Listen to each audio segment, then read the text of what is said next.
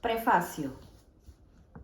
Nací en Tíbet y a los 6 meses ingresé en el monasterio de mi maestro Jamyang Khyentse Chokyi-Lodro, en la provincia de Kham.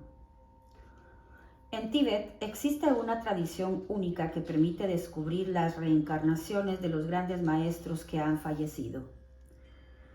Se los elige de pequeños y se les da una educación especial con el fin de prepararlos para que sean los maestros espirituales del futuro.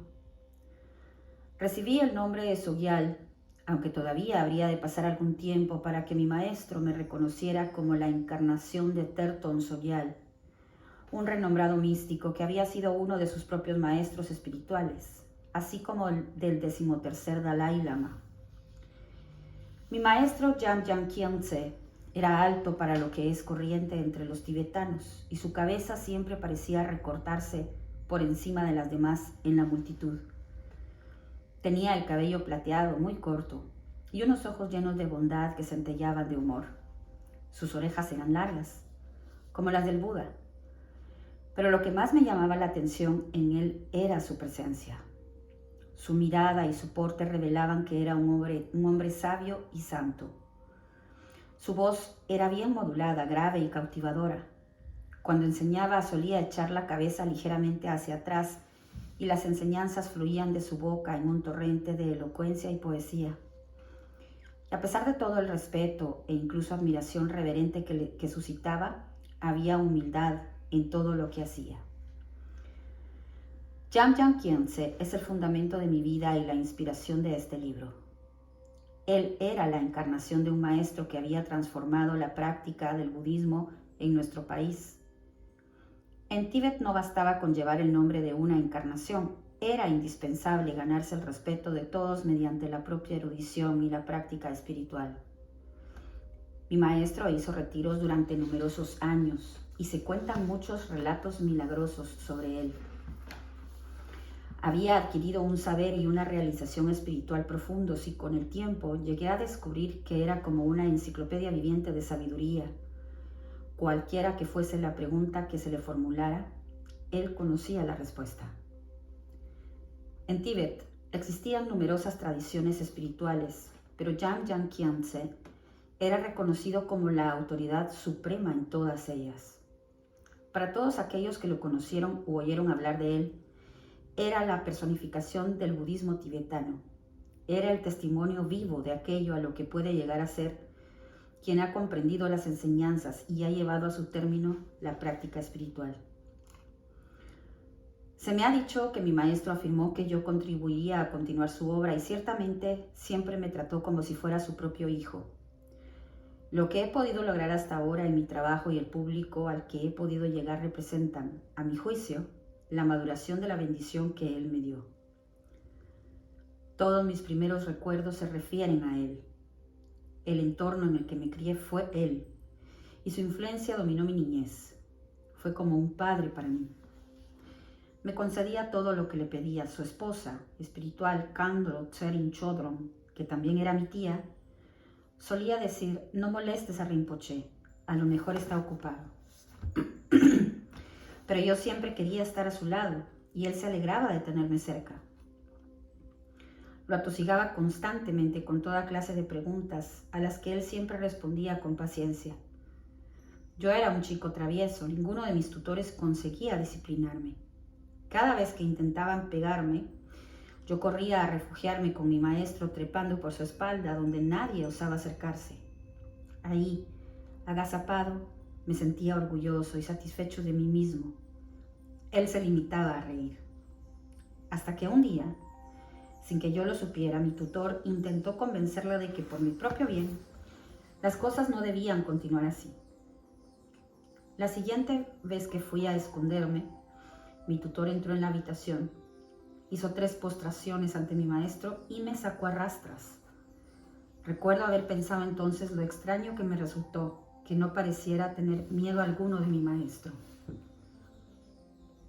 Jamyang Khyentse vivía en la habitación en la que su interior encarnación había tenido sus visiones y desde la que había puesto en marcha el movimiento de renacimiento cultural y espiritual que se extendería por todo el Tíbet oriental durante el siglo pasado.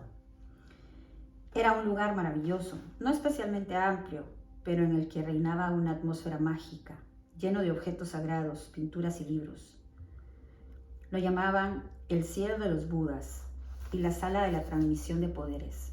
Y si conservo el recuerdo de algún lugar en especial del Tíbet, es el de esa habitación. Mi maestro se sentaba en un asiento bajo, hecho de madera y tiras de cuero, y yo me acomodaba a su lado. Me negaba a comer a no ser que fuera de su cuenco.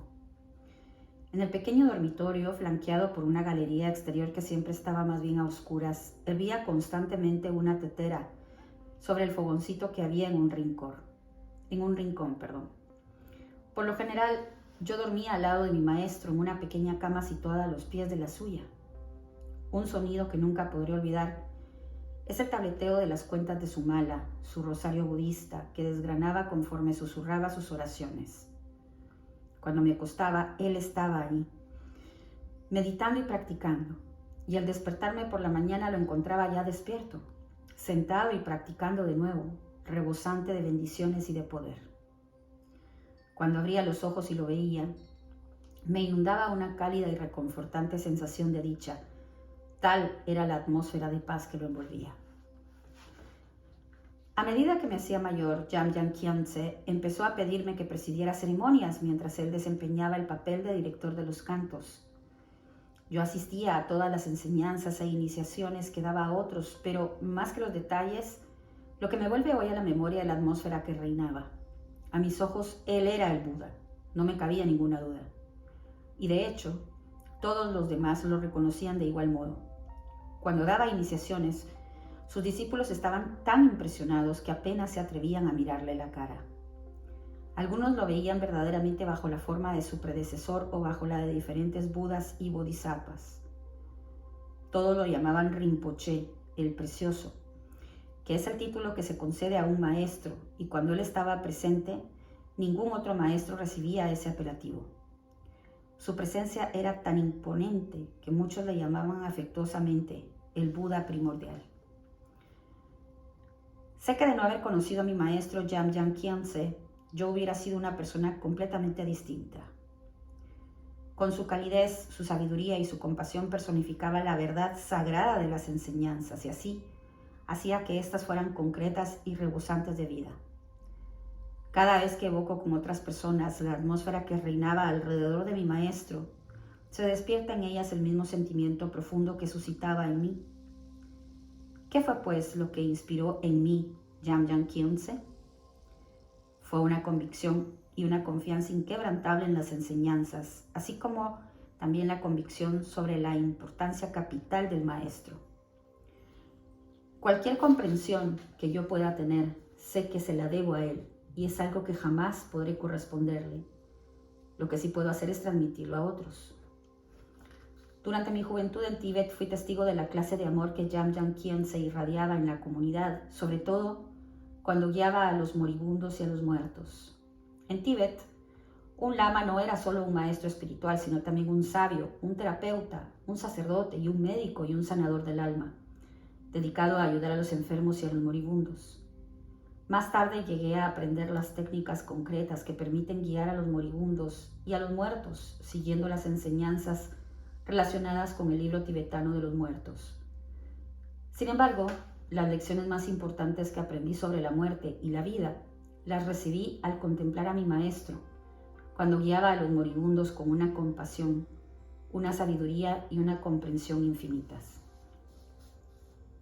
Rezo para que este libro transmita al mundo algo de su gran sabiduría y compasión, y para que gracias a ellas también vosotros, allí donde estéis, podáis sentiros en presencia de su mente de sabiduría y encontrar una conexión viva con él.